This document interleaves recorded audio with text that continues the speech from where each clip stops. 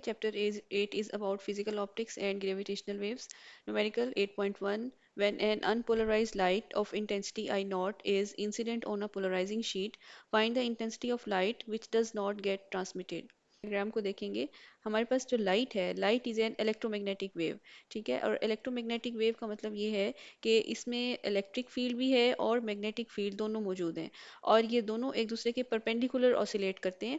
और जो electromagnetic wave की direction of propagation of waves है, तो वो इन दोनों फील्ड के परपेंडिकुलर होती है, यानी ये तीन चीज़ें आपस में परपेंडिकुलर है। Electric field is perpendicular to the magnetic field and they both are perpendicular to their direction of propagation.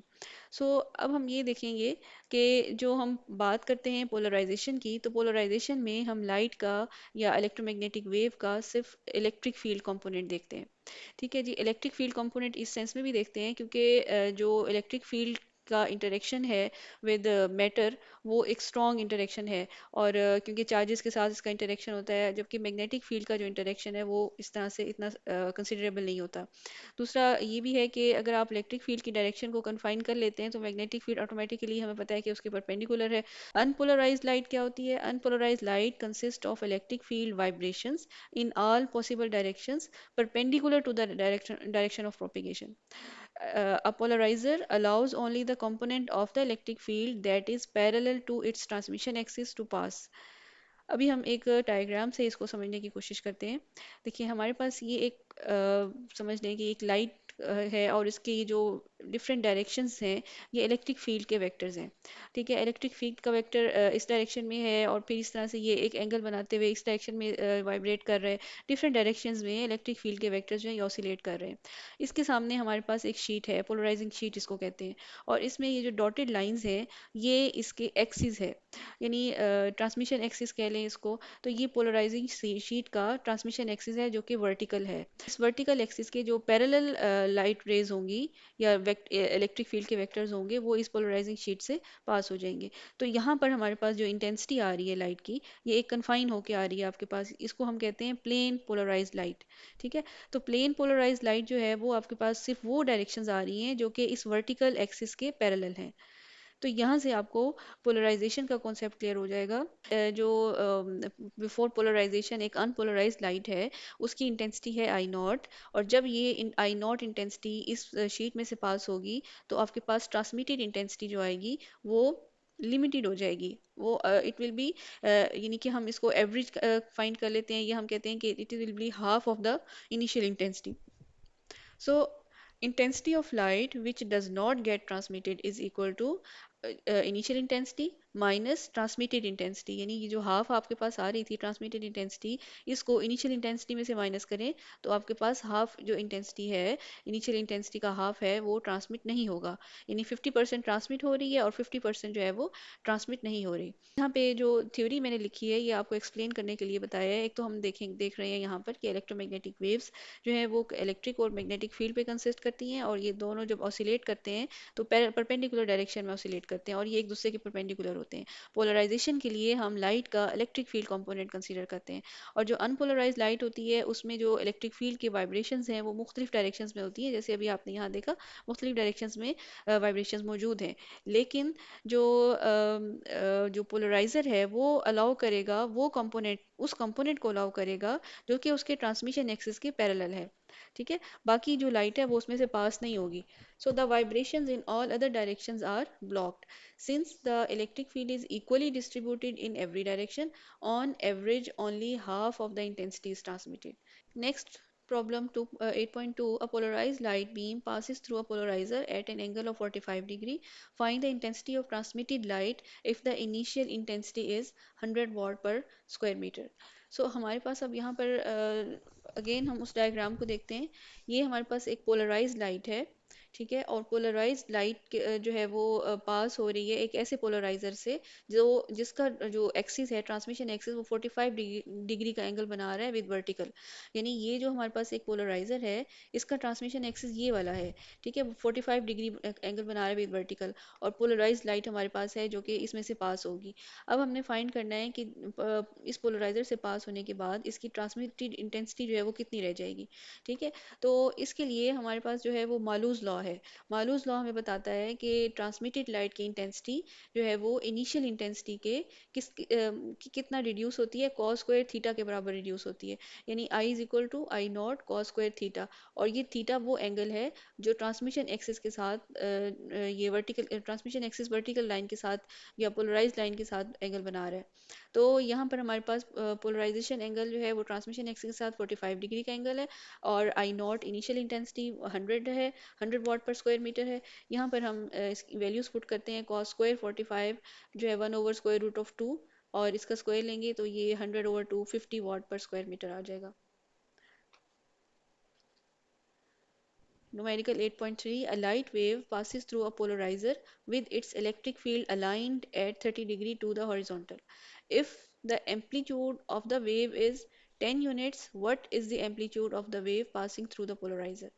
अच्छा, अब ये जो हमने इंटेंसिटी, अभी इससे पहले हम इंटेंसिटी की बात कर रहे थे ना कि मालूस लॉ अप्लाई करते हैं तो इनिशियल इंटेंसिटी और फाइनल इंटेंसिटी का जो रिलेशन है हमने देखा कि I is equal to I naught cos square theta equal to A naught cos cos theta जो है वो अप्लाई करेंगे फॉर एम्पलीट्यूड। मालूस लॉ जो है वो एम्पलीट्यूड की टर्म में इस तरह से लिखते हैं। तो इनिशियल एम्पलीट्यूड जो है वो ए नॉट है। अब एम्पलीट्यूड का जो एंगल है 30 डिग्री है, और यहाँ पे इनिशियल एम्पलीट्यूड 10 है, और कॉस 30 के साथ हम इसको सॉल्व करते हैं। √3/2 और 0.866 मल्टीप्लाई 10, यहाँ से आपके पास 8.66 यूनिट्स आ जाता है। So amplitude of wave after passing through the polariser is 8.66 units. Next, 8.4. What angle is required between the direction of polarized light and the axis of polarizing filter to reduce its intensity by 85 degree? अच्छा, अब initial intensity हम assume करेंगे कि आई naught है हमारे पास, और अब intensity को रिड्यूस करना है 85 degree, 85% sorry. Intensity will be reduced by 85%, या हम कहेंगे इसको कि 0.85 ऑफ इनिशियल इंटेंसिटी जो है वो रिड्यूस हो जाएगी। सो जो ट्रांसमिट होगी वो क्या होगी, यानी कि अगर हम वन वन में से 0.85 को माइनस करें या 100 से 85% को माइनस करें तो हमारे पास 15 आता है। तो इनिशियल इंटेंसिटी में से 0.85 को माइनस करें, आपके पास 0.15 ऑफ इनिशियल इंटेंसिटी जो है वो आ रहा है, आई आ रही है आपके पास। तो अब हम यहाँ पर ये इंटेंसिटी वो है जो कि ट्रांसमिट होगी, ठीक है। यानी 85% ब्लॉक होगी और ट्रांसमिट कितनी होगी, 0.15 या 15%। Find angle between polarized light and the axis of polarizing filter. हमने क्या करना है, हमें इंटेंसिटीज का रेशो पता चल गया कि I is equal to 0.15 of I naught, और कॉस स्क्वायर थीटा, यहाँ पे हम थीटा की वैल्यू फाइंड करेंगे, और इसको सॉल्व कर लेते हैं। यहाँ पे 0.15 आई नॉट ऐसे ही रहने दें, कॉस स्क्वायर थीटा, और इज इक्वल टू यहाँ पे 0.15 आ जाएगा, स्क्वायर रूट ले लें इसका, 0.387 आता है। थीटा फाइंड करने के लिए कॉस इनवर्स ऑफ 0.387 लेंगे, तो 67.5 डिग्री हमारे पास एंगल आ रहा है। ये एक ऐसा एंगल है जिसके ऊपर 85% जो लाइट की इंटेंसिटी है वो ट्रांसमिट नहीं होगी, यानी बहुत कम लाइट ट्रांसमिट होगी, ओनली 15% लाइट जो है वो ट्रांसमिट होगी through the polarizer. 8.5. An unpolarized light having intensity of 15 watt per square meter is incident on a pair of polarizers. The first polarizer has its transmission axis at 50 degree from the vertical. The second polarizer has its transmission axis at 20 degree from the vertical. Calculate the intensity of light transmitted through both filters. पहले इस question को understand करें। हमारे पास light जो है वो unpolarised है, और फिर उसकी इंटेंसिटी आपको दी हुई है 15 वाट पर स्क्वायर मीटर, और ये दो पोलराइजर्स के ऊपर फॉल करती है, यानी पहले पेयर ऑफ पोलराइजर्स के ऊपर फॉल करती है। फर्स्ट पोलराइजर जो है उसके ऊपर जो उसका जो ट्रांसमिशन एक्सिस है वो 50 डिग्री है फ्रॉम द वर्टिकल, और जो सेकंड पोलराइजर है उसका ट्रांसमिशन एक्सिस वर्टिकल से 20 डिग्री का एंगल बना रहा है। तो अब हमने जो फाइनल इंटेंसिटी फाइंड करनी है लाइट की, जो कि दूसरे पोलराइजर से होने के बाद हमारे पास आएगी। तो इसको एक डायग्राम से यहाँ देखिए, ये हमारे पास अनपोलराइज लाइट है। पहले पोलराइजर से पास होने के बाद, यानी पहले पोलराइजर से जब पास होगी तो ये पोलराइज लाइट बन जाएगी, और उसके बाद ये दूसरे एक और पोलराइजर से पास होगी, तो ये हमारे पास ट्रांसमिटेड लाइट आएगी, और इसकी इंटेंसिटी का हमने रिलेशन फाइंड करना है। अच्छा, फर्स्ट पोलराइजर से पास होने के लिए हम देखते हैं कि हमारे पास जो रिलेशन है वो I0/2 है, यानी ये हाफ हो जाती है। और उसके बाद जो सेकंड पोलराइजर के साथ जो इंटेंसिटी हम फाइंड करेंगे ना, वो इस पोलराइजर की इंटेंसिटी या I1 इसको कह लें, इसके साथ मालूज लॉ अप्लाई होगा, ठीक है। तो यहाँ पर हम ये देखते हैं कि when plane polarized light is incident on a polarizer at an angle theta with its transmission axis, then I is equal to I naught cos square theta, तब ये कॉस मालूस लॉ अप्लाई होगा। First polarizer के case में simple हमने क्या करना है कि जो है वो इनिशियल इंटेंसिटी को 2 से डिवाइड कर लेंगे, ठीक है। और फाइनल इंटेंसिटी की जो फाइंड करने के लिए ये जो हम अभी मालूस लॉ अप्लाई करेंगे, इसमें हम दोनों के ट्रांसमिशन एक्सिस का डिफरेंस फाइंड करेंगे। और यानी कि पहले का जो एंगल है वो 50 डिग्री है और दूसरे का 20 डिग्री है, इन दोनों का डिफरेंस लेंगे 30 degree axis axis of transmission के साथ हम मालूस लॉ के अप्लाई करके इंटेंसिटी फाइंड कर लेंगे। इसको सॉल्यूशन पे आते हैं इसके। इनिशियल इंटेंसिटी आई नॉट है, after first polarizer intensity half हो गई, या इसको 15/2 करके 7.5 वाट पर स्क्वायर मीटर आपके पास आ गई इंटेंसिटी, इसको आई वन कह देते हैं। अब जो एंगल है between transmission axis of two polarizer वो है क्या है, 50 डिग्री माइनस 20, 30 डिग्री एंगल आ जाएगा। अब 30 डिग्री के साथ आपने मालूस लॉ अप्लाई करना है इस इंटेंसिटी के ऊपर, ये जो आपके पास पोलराइज लाइट की इंटेंसिटी आई थी 7.5। So I two is equal to I one cos square 30 degree, यहाँ पे 7.5 मल्टीप्लाई 30 का कॉस जो होता है √3/2 होता है, जब इसका आप स्क्वायर लेंगे तो 3/4 आ जाएगा। और इसको सॉल्व करें, 5.6 वाट पर square metre is the final intensity after transmitting through both filters. Next, 8.6 numerical, two polarizing sheets having their polarizing directions parallel so that intensity is maximum. Through what angle must either sheets be rotated if the intensity is to be dropped by half? अच्छा, अब इसमें हमारे पास क्या है, question में ये है कि दो पोलराइजिंग शीट्स हैं और उन दोनों की जो पोलराइजिंग एक्सिस है या ट्रांसमिशन एक्सिस है वो पैरेलल है एक दूसरे के, यानी जीरो एंगल बना रहे हैं आपस में। तो इंटेंसिटी उस सूरत में आपको मैक्सिमम मिलेगी, ठीक है। अब वो कह रहे हैं कि किस एंगल पे उनको रोटेट किया जाए दोनों पोलराइजर्स को, कि उनकी जो इंटेंसिटी है, फाइनल इंटेंसिटी जो है वो हाफ हो जाए, रिड्यूस हो जाए। तो इनिशियल इंटेंसिटी आपके पास आई नॉट है, रिड्यूस्ड इंटेंसिटी जो है वो I0/2 हो जाए। अब find the angle between the axis of polarizing sheets, हमने थीटा फाइंड करना है। अगेन यहाँ पर हम मालूस लॉ अप्लाई करेंगे और आई की जगह लिखेंगे इधर I0/2, ये वाला आई नॉट जो है वो और ये वाला आई नॉट दोनों कैंसिल आउट हो जाएंगे, कॉस स्क्वायर थीटा 1/2 आ रहा है। 1/2 का स्क्वायर रूट लें बोथ साइड्स पे, कॉस थीटा आपके पास 1/√2 आता है, और यहाँ से थीटा लें, cos inverse of 1/√2 is 45 degree. So when we rotate two polarizers at 45 degree with respect to each other, we will get half the intensity, half of the initial intensity. 8.7, we wish to use a glass plate of refractive index 1.5 in air as a polarizer. Find the polarizing angle and angle of refraction. यहाँ पर हमारे पास given data है refractive index of glass, इसको हम N2 लिख रहे हैं, और N2 is 1.5, refractive index of air is 1, ठीक है। अब हमने पोलराइजिंग एंगल फाइंड करना है और एंगल ऑफ रिफ्रैक्शन फाइंड करना है, ठीक है। यहाँ पर हम ब्रेविस्टर्स लॉ अप्लाई करेंगे। ये स्नेल्स लॉ से को सॉल्व करने के बाद हमारे पास एक रिलेशन आता है, टेंजेंट थीटा पी, यानी पोलराइजिंग एंगल का टेंजेंट जो है वो इक्वल है refractive index of glass divided by refractive index of air, ठीक है। वैल्यूज पुट करते हैं इसके अंदर, theta P is equal to tangent inverse of 1.5, यहाँ पे 56.3 डिग्रीज आपके पास जो है वो पोलराइजिंग एंगल आ रहा है। अब ये देखिए कि पोलराइजिंग एंगल और जो एंगल ऑफ रिफ्रैक्शन है, ये दोनों मिलाकर 90 डिग्री के एंगल बनाते हैं, यानी परपेंडिकुलर होते हैं एक दूसरे के। तो अगर पोलराइजिंग एंगल आपके पास 56.3 डिग्री आ रहा है, तो जो रिफ्रैक्शन एंगल ऑफ रिफ्रैक्शन है वो कितना होगा, 90 माइनस थीटा पी करेंगे इसको, तो 33.7 degree will be the angle of refraction. Next, 8.8 numerical, at what angle of incidence will light reflected from water be completely polarized? Water से रिफ्लेक्ट हो रही है, तो रिफ्रैक्टिव इंडेक्स ऑफ वाटर हम देखेंगे N2, इसको लिखें, वाटर का 1.33 रिफ्रैक्टिव इंडेक्स होता है, और एयर का रिफ्रैक्टिव इंडेक्स जो है वो 1 है, सॉरी यहाँ पे एयर आना चाहिए था, एयर का रिफ्रैक्टिव इंडेक्स 1 है।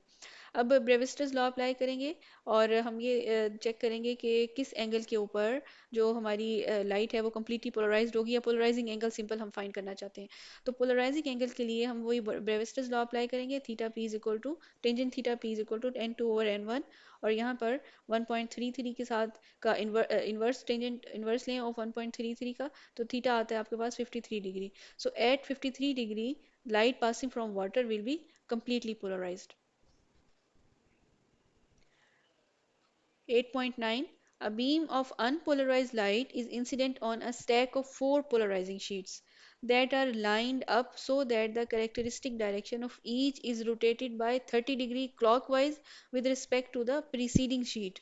What fraction percentage में हमने find करना है what fraction in percentage of the incident intensity is transmitted. अच्छा, इस न्यूमेरिकल को सॉल्व करने से पहले हम इसको थोड़ा सा इमेज इसका देख लेते हैं कि हमारे पास ये एक लाइट बीम है, अनपोलराइज्ड लाइट है, और ये स्टैक ऑफ 4 पोलराइजर से पास होती हुई आ रही है हमारे पास। और हमने क्या करना है, फाइनल इंटेंसिटी जो है वो फाइंड करनी है परसेंटेज की फॉर्म में। तो रिकॉल करें प्रॉब्लम वन को, उसमें हमने ये देखा कि जो अनपोलराइज जब पहले पोलराइजर से पास होती है तो उसकी इंटेंसिटी जो है वो हाफ हो जाती है, रिड्यूस हो जाती है 50%। ठीक है, तो यहाँ तो हम सिंपली हम लिख लेंगे आई नॉट ओवर टू। ठीक है, 50% आ गई। अब उसके बाद क्या है, जो पोलराइजर सेकेंड पोलराइजर है उसका जो ट्रांसमिशन एक्सिस है वो 30 डिग्री फ्रॉम वर्टिकल है। तो 30 डिग्री वर्टिकल के बाद जो लाइट जो ट्रांसमिट होगी यहाँ से, उसकी इंटेंसिटी क्या होगी, उसकी इंटेंसिटी आई टू, यहाँ पर हम मालूज लॉ अप्लाई करेंगे। उसकी इंटेंसिटी क्या होगी, I two will be equal to I one cos square 30, या इसको 30 जो है वो थ्री स्क्वायर के साथ करें तो ये 3/4 आता है, 3/4 ऑफ आई वन।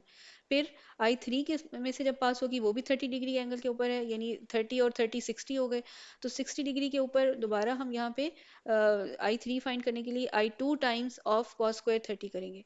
फिर नेक्स्ट 30 के बाद नेक्स्ट 30 में यानी कि हम 90 पे आ जाते हैं। अब 90 के ऊपर जो है वो हमारे पास क्या आ जाएगा, आई थ्री को मल्टीप्लाई करेंगे कॉस स्क्वायर 30 के साथ। आप देखते हैं कि कॉस स्क्वायर 30 को हमने 1 2 3 टाइम्स जो है वो मल्टीप्लाई किया इंटेंसिटीज के साथ। ठीक है, तो इसको हम सिंपली अब हम देखते हैं कि इसको सॉल्व कैसे करना है, इसके बाद हम फाइनल इंटेंसिटी की तरफ आएंगे और परसेंटेज में उसको फाइंड करेंगे। हाँ जी, एंगल ऑफ पोलराइजेशन हमारे पास 30 है, और फर्स्ट पोलराइजर के बाद हमने देखा कि हमारी जो इंटेंसिटी है वो 50% रिड्यूस हो गई है। अब मालूज लॉ अप्लाई करेंगे, each remaining polarizer reduces intensity by cos square 30 degree, यानी 3/4 टाइम्स जो है वो रिड्यूस हो जाती है हर दफ़ा। तो हम इसको यूँ करते हैं कि थ्री थ्री और फोर को 3 टाइम्स मल्टीप्लाई करें, पावर ऑफ 3 इसको लिख लेते हैं, 3/4 पावर ऑफ 3, 3 टाइम्स जो है हम इसको रिड्यूस कर रहे हैं। तो देयर आर 3 सच रिडक्शंस, यानी आई नॉट ओवर टू 3/4 को 3 टाइम्स मल्टीप्लाई किया। तो आप इसको सॉल्व करें, यहाँ जो क्यूब होता है वो होता है 27, इसी तरह 4 का क्यूब जो है वो 64 है। यहाँ से आप इसको सॉल्व करें तो आपके पास 0.211 ऑफ आई नॉट आ रहा है। ठीक है, तो fraction of incident intensity transmitted from four polarisers is I over I naught, यानी यहाँ से हमारे पास एक आई जो इंटेंसिटी आ गई है, फाइनल इंटेंसिटी वो आ गई है 0.211, और इनिशियल इंटेंसिटी है आई नॉट। इन दोनों का फ्रैक्शन जो आ रहा है आपके पास वो 0.211 आ रहा है। इसको 100 से मल्टीप्लाई करें तो 21% आ जाती है। तो इसका मतलब ये है कि 21% of initial incident light is transmitted from stack of four polarisers. 10 numerical, polarizer and an analyzer have their axes aligned at 60 degree. What is the fraction of the initial intensity that emerges? अच्छा, अब यहाँ पर हमारे पास polarisation angle of polarisation है 60 degree का, और अब हमने मालूज लॉ अप्लाई करके हमने ये बताना है कि what fraction of the initial intensity emerge होती है। तो I is equal to I naught cos square theta. अगर हमारे पास यहाँ पे कॉस स्क्वायर 60 है तो 60 जो है वो कॉस ऑफ 1/2, कॉस 60 1/2 होता है, उसका स्क्वायर ले लें तो ये आपके पास रेशो आ रहा है 0.25। तो 0.25 ऑफ आई नॉट जो है वो इमर्ज हो रही है। ठीक है, सो हम इसका रेशो ले लेते हैं, ये हमारे पास आई है और इनिशियल आई नॉट है, ये रेशो या फ्रैक्शन निकालेंगे तो 0.25 फ्रैक्शन जो है इंटेंसिटी इमर्ज होती है from the analyser. Next 8.11, if the gravitational waves have a wavelength of 3000 km, then find their frequency assuming they move with speed of light. So gravitational waves है हमारे पास और इनकी जो वेव लेंथ है वो है 3000 किलोमीटर, या आप इसको 3 10 पावर 6 मीटर भी लिख सकते हैं। स्पीड ऑफ लाइट के लिए सी का सिंबल यूज होता है, C is equal to 3 10 power 8 metre पर सेकेंड, और रिलेशन हम यूज करेंगे यहाँ पर v is equal to F lambda, या v की जगह आप सी कर दें स्पीड ऑफ लाइट के लिए तो f is equal to c over lambda. यहाँ पे वैल्यूज पुट करें तो 100 हर्ट्ज आपके पास जो है वो फ्रीक्वेंसी आ रही है ग्रेविटेशनल वेव्स की।